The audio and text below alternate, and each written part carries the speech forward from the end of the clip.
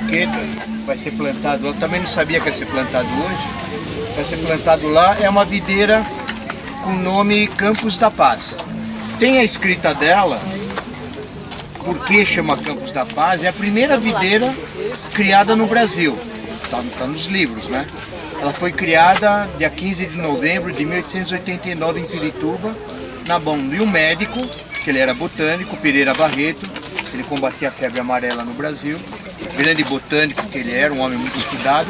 E ele fez a primeira hibridação no Brasil. Colocou o nome Campos da Paz, que é o nome de um médico da época, amigo dele, mineiro.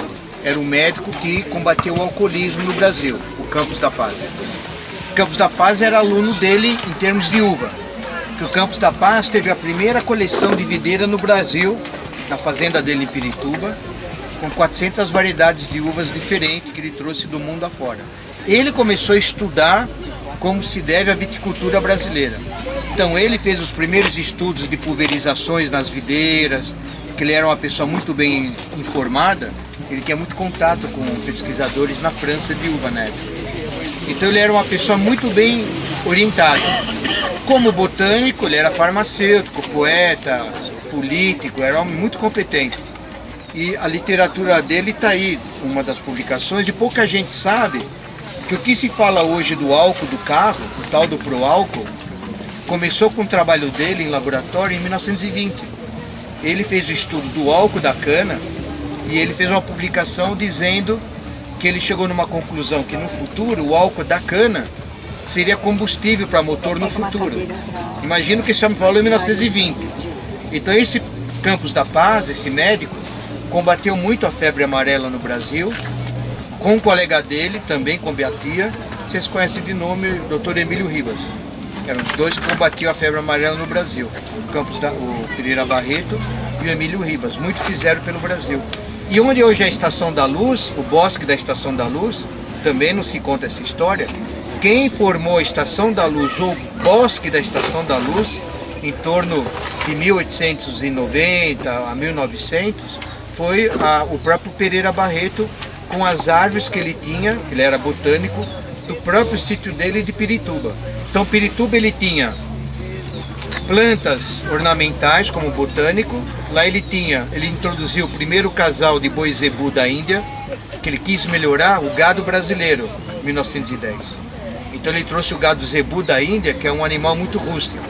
Hoje temos hoje o gado Nelore, etc., veio lá de trás. Primeiros cruzamentos ele que fez, o boi zebu no Brasil, também em Pirituba. E o café no Brasil melhorou a parte botânica, também em torno de 1880 e 1900, também trabalho dele, Pereira Barreto, em Pirituba, na fazenda dele, que ele tinha coleção de cafezal. Então o cafezal no Brasil melhorou a parte botânica também por causa desse médico que era o Pereira Barreto. E a viticultura brasileira deve tudo a ele. E pouco se fala dele, né? E a gente faz esse trabalho divulgando um pouco a história que anda por aí meio perdido. Então, no capítulo que nós temos aí nessa publicação que eu lhe dei, que é dos pioneiros, eu tenho poucas cópias, não consegui trazer muito, mas eu tenho aqui mais duas, antigos, que pouco se lê, eu leio isso muito desde moleque, juntei toda a informação, quem foi quem na uva no Brasil, e por coincidência aqui estão por famílias, data por data. Todos aqui, pioneiros da viticultura, olhando quem era, quem deixava de ser, todos paulistas e paulistanos. É interessante, né? Então aqui eu vou deixar uma para a senhora, e olha aqui, a história da fundação de São Paulo, que eu dei uma cópia. Todos têm? Fala-se muito, não, alguns têm, outros não. Acho que para a senhora esse aqui é um conjunto diferente do que eu lhe entreguei. O resto o pessoal já tem, é do grupo nosso. E então, no Pioneiro da Viticultura, é bom depois darem uma olhada, está bem explicado como foi introduzida a videira no Brasil, que ano. Tudo começou em 1532, por Martim Afonso, introduziu as videiras em São Vicente, onde hoje tem a biquinha das frutas lá. É ali que tudo começou. E o Brasil começou na agricultura. Nessa expedição de 1532, era o rei de Portugal, pediu para vir nessa expedição junto com o Martim Afonso o Brás Cubas. Era o maior plantador de uva da Europa, português. E ele foi incumbido de começar a produzir fruta no Brasil. Porque a coroa portuguesa estava preocupada com os espanhóis que já estavam no Brasil. Pedro Álvares Cabral descobriu o Brasil e o Brasil, entre aspas, ficou 30 anos não lembrado pela coroa portuguesa. Os espanhóis já estavam aqui depois de Cabral. Essa expedição veio para formar a primeira vila no Brasil e para primeiras plantas frutíferas. Por isso que nessa expedição veio engenheiros, veio ferreiro, veio carpinteiro, onde hoje a Biquinha, lá de São Vicente, vocês conhecem a Biquinha? Onde tem os doces? É ali que essa expedição parou. Lá que foi o acampamento. Veio o primeiro carro de boi nessa expedição para carregar carga.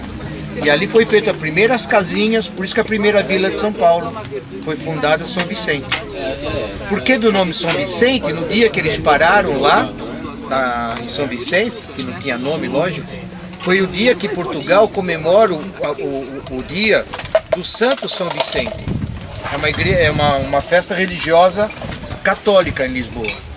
Então, se não me engano, a data é 21 de janeiro, ou é 23 de janeiro, o dia de São Vicente, o dia que a naus pararam lá, e lá o capitão Martim Afonso de Souza falou que esse local vai chamar São Vicente. Era o dia que eles comemoram em Lisboa, o dia do São Vicente, por isso do nome, entendeu?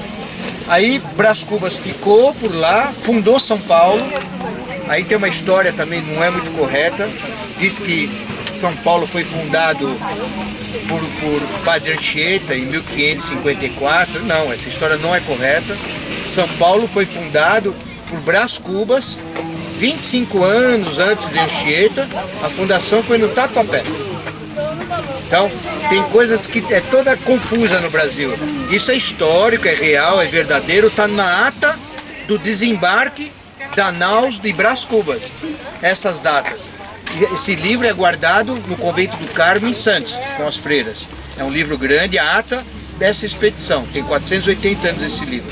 E lá está todas as datas corretas.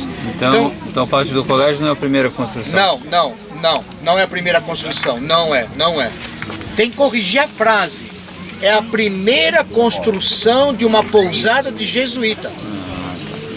Isso sim, corretíssimo. Porque Anchieta era jesuíta.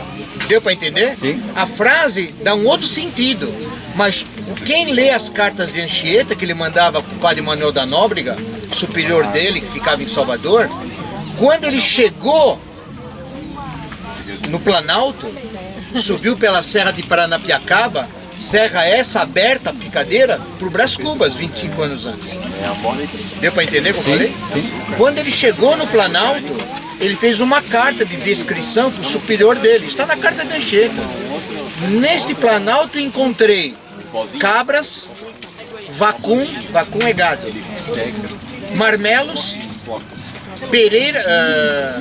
marmelos, videiras verdejantes e cereais em produção. Está escrito. Aí vem a pergunta: o índio plantava uva? Não. O índio no Brasil tinha vaca? Não. Vaca é da Europa. Quem trouxe? Não. Brás Cubas, em 1532. Marmelos verdejantes. Índio plantava marmelo? Marmelo é planta de clima temperado, que é a Europa. Então, na própria testemunho do Padre Anchieta, alguém já estava plantando em algum lugar, que já chamava Tatuapé. Tatuapé é nome indígena. Tatu, animal. Apé, caminho. Caminho do tatu. Era caça para os índios, onde hoje é a Moca, até o Tatuapé. Era local de tribo de índio. Aonde Brás Cubas fez sua primeira fazenda de uva no Planalto. Foi no Tatuapé. Primeiro plantio de videira no Brasil, São Vicente, por ele também. O segundo plantio no Brasil, ninguém conta mais essa história. Foi no Tatuapé, na fazenda dele. Ele trouxe famílias de produtores de uva de Portugal. Na fazenda dele, no Tatuapé, lá moraram. Lá foi dada terras, chamadas Seis Marias. Para quem fosse produzir alimento na costa brasileira, o rei de Portugal deu esse título. Seis Marias eram doações de terras portugueses ficaram onde hoje chama Tatuapé. Tatuapé já era nome indígena na época do descobrimento. E lá ele fez o primeiro parreiral, no Planalto. 25 anos antes de Anchieta chegar no Brasil. Ele já estava no Tatuapé. Tanto é que na carta de Anchieta, ele fala que nesse local, nesse Planalto, tinha em torno de 100 chaminés de fogão a lenha. Seria para nós hoje ponta de luz da Eletropaulo, ligação de luz. Ora, se Anchieta chegou num lugar que já tinha em torno de 100 fogões a lenha, quem usava fogão a lenha? O índio? Não, os portugueses. É óbvio, porque a carta que ele faz, na chegada do Planalto, 25 anos antes, Brás Cubas já estava no Tatuapé. Está no testemunho deles. Ninguém está inventando nada.